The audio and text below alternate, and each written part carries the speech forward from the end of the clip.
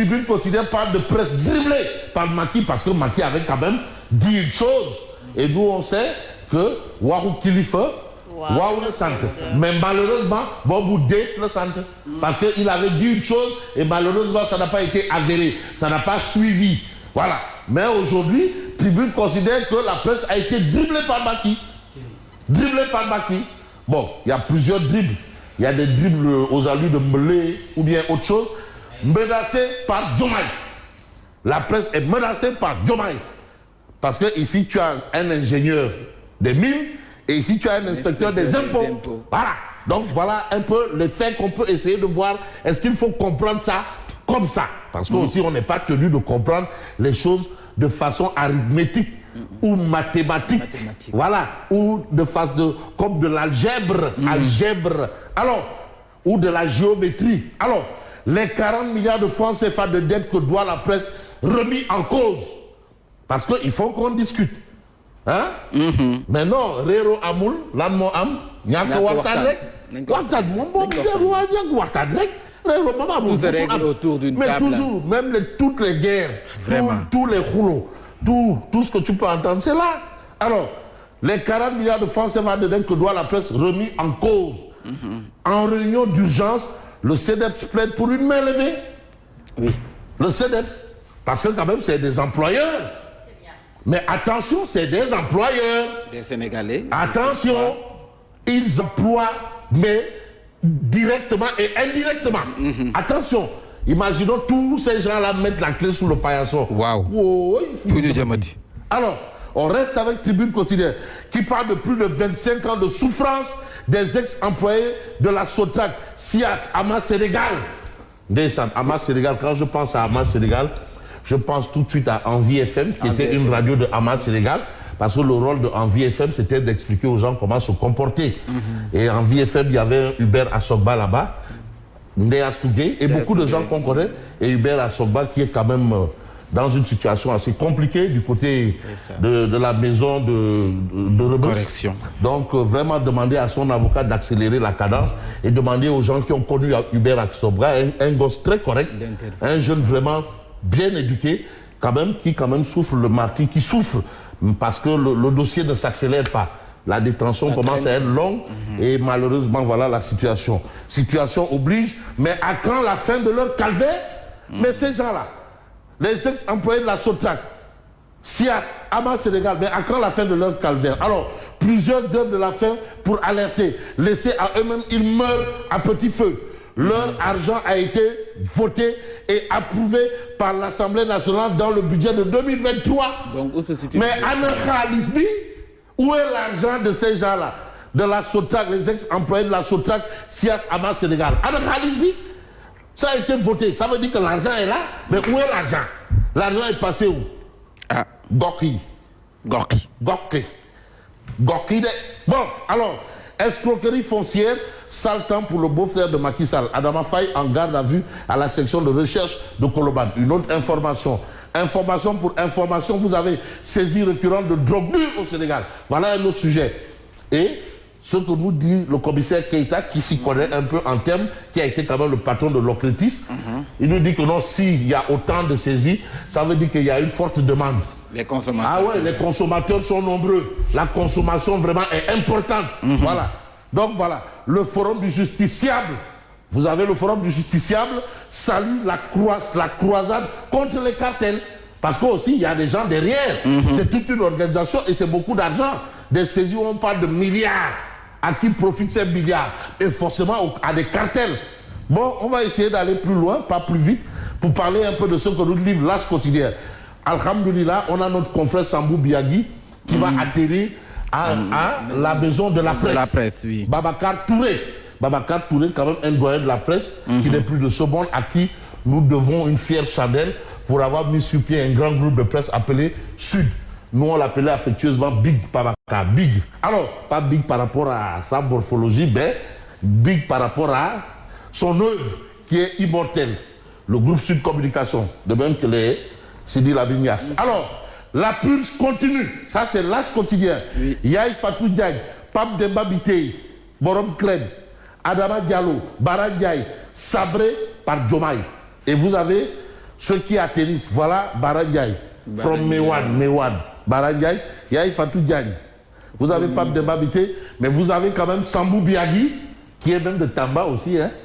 Ah oui, non, mais Sambou, il est de Tamba, il est du Tamba. Sambou Biagui qui arrive maintenant, qui est administrateur, je crois, de la maison de la presse. Ça, vraiment, il remplace à ce poste Barangay. Barangay, un journaliste comme lui.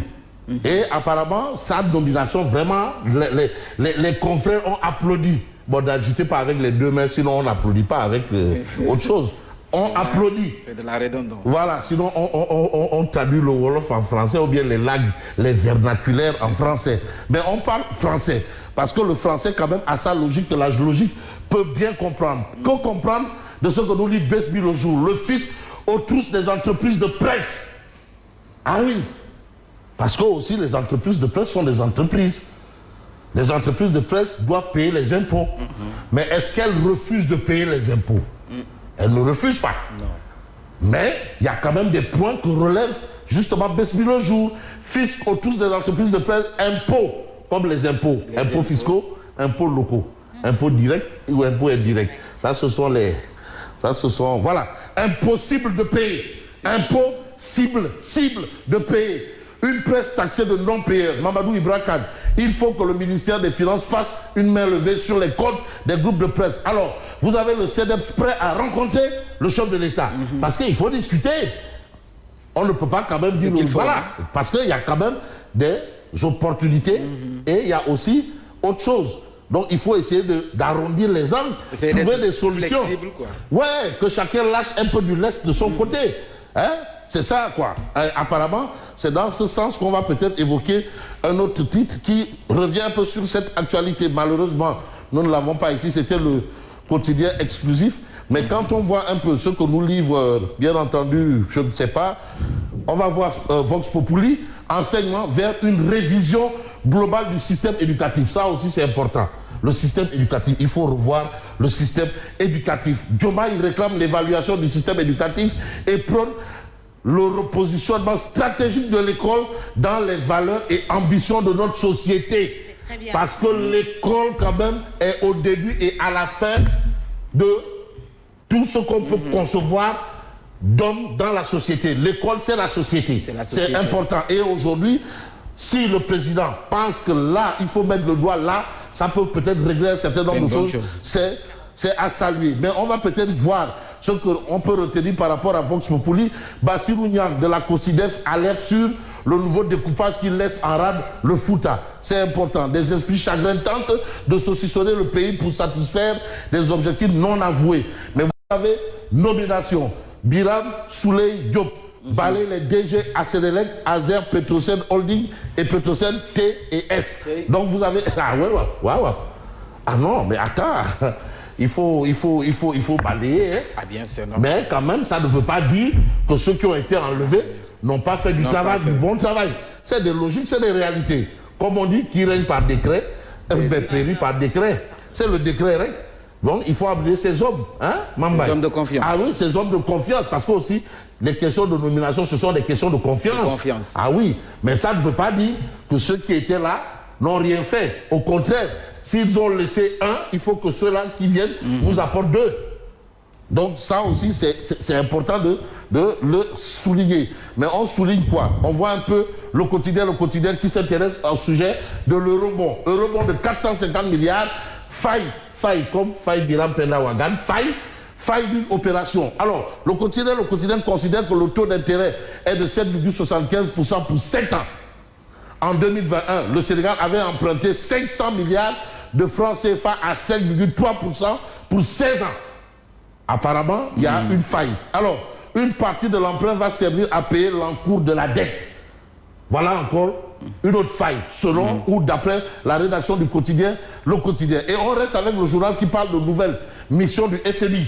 Il y a une nouvelle mission du FMI. Alors, le casse-tête des subventions, c'est ce que retient aussi le quotidien, parce que le FMI, en matière de subventions, quand ils disent dette, c'est dette. Quand ils disent waouh, c'est waouh. Et aujourd'hui, le quotidien relève ça. Mais on parle de redressement fiscal des entreprises de presse. Le CEDEPS veut des réformes. Il faut réformer. Réformer c'est important. Mais le plus important aussi, c'est un peu de revoir un peu le titre de enquête, recomposition politique, la méthode Amadou. Parce que la méthode Amadou... La méthode Amadou. Amadouba. Alors, maintes fois cité dans des guerres de positionnement, il a souvent brillé par le silence et le camouflage. Ça, c'est Amadou. Politique par procuration. Alors, choisi comme candidat de Benno Bokk Yakaar à la présidentielle, l'aboutissement d'un travail de longue haleine.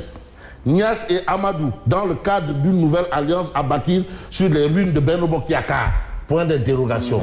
Est-ce qu'on verra Niasse et Amadou aller ensemble, l'AFP ou le PS? Est-ce que ça va faire quelque chose? De toutes les façons, en politique, il ne faut jamais dire jamais. Ah oui, parce qu'il y a Cheikh Oumar Sy qui est son allié, lui demande de se tourner vers une nouvelle aventure que d'être là avec Benno ou pas. Une nouvelle aventure. Mais quand on se tourne vers une nouvelle aventure, ça ne fait pas toujours de nous un aventurier. Mais parce que là, le Direct News justement s'intéresse à Amadou. Statut du chef de l'opposition Amadouba Parani. Voilà le fait. Le statut du chef de l'opposition ne se décrète pas, il s'assume. Malheureusement, c'est pas ça. Il n'assume pas. Du moins pour le moment. Pour le moment, voilà. Amadouba, classé deuxième derrière Bassirou Diomaye Faye à la présidentielle de 2024, est de facto le chef de l'opposition. Voilà. Depuis son retour de la France, l'ex-candidat de Benno brille par son silence. Quand on est chef de l'opposition, on s'assume. Il y a des sujets quand même où on a voix au chapitre. Mais si on brille par son silence et son absence, et la nature ayant horreur du vide, malheureusement, la situation est telle que les acteurs politiques qui le soutiennent s'accommodent mal de ces manœuvres. Par reconnaissance, ne devrait-il pas faire le déplacement pour remercier les guides religieux qui ont prié pour lui et communiquer avec ces Sénégalais au nombre de près de plus de 1 million qui ont voté pour lui? Il a quand même 1 million de Sénégalais qui ont voté pour lui. Pourquoi il ne va pas vers ces gens-là pour remercier au moins, pour communiquer avec ces gens-là? Ces derniers sont dans le désarroi. L'homme ne confirme pas son leadership. Il doit dire aux Sénégalais s'il continue à faire de la politique ou quitter la paire et créer sa propre formation politique. Ça aussi, c'est des débats que essaye de poser, bien entendu, Direct News ce matin. Mais ce matin, on peut voir un peu l'actualité de Libération. Délinquance foncière comme dans l'affaire Papa Dorangay. Alors, Adama Faye empoche 275 millions de francs CFA pour des terrains en toc. Ça, c'est le titre de Libération. Le frère de l'ex-première dame placé en garde à vue hier à la SR, il avait vendu des terrains à des particuliers sans leur donner le moindre papier. Mais comment ces gens aussi ont donné de l'argent sans avoir une certitude de, en réalité, ce qui se passe? Alors, le dossier bloqué depuis lors est sorti des tiroirs. Il avait remboursé une partie des fonds escroqués. Il a quand même remboursé une partie des fonds. Malheureusement, la situation est telle que... Il y a également la plainte de de Thérèse Faye. De Thérèse Faye, plainte de Thérèse Faye. Cheikh Bara Ndiaye à la DIC ce jeudi. Cheikh Bara Ndiaye, le prêcheur intellectuel, je ne sais pas. Bon, on va peut-être voir Odia, parce qu'Odia aussi joue sa partition. Et c'est le ballet national. Non, le ballet national, c'est un mouvement burkinabé. Le ballet national. Alors, pour les postes nominatifs, c'est chaque semaine. Vous avez le Setel Souniou Réou. Ce n'est pas toujours fini. Voilà les gens qu'on a presque enlevés. Comité sénégalais des droits de l'homme et autres. On s'installe dès que c'est bien propre. Vous voyez, Comité sénégalais des droits de l'homme, vous avez Amsatou Sow Sidibé et vous avez notre confrère Sambou Biagui.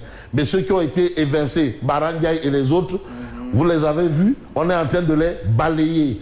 On est en train de les balayer ou de les balayer. De toutes les façons, merci et bonne continuation. Merci.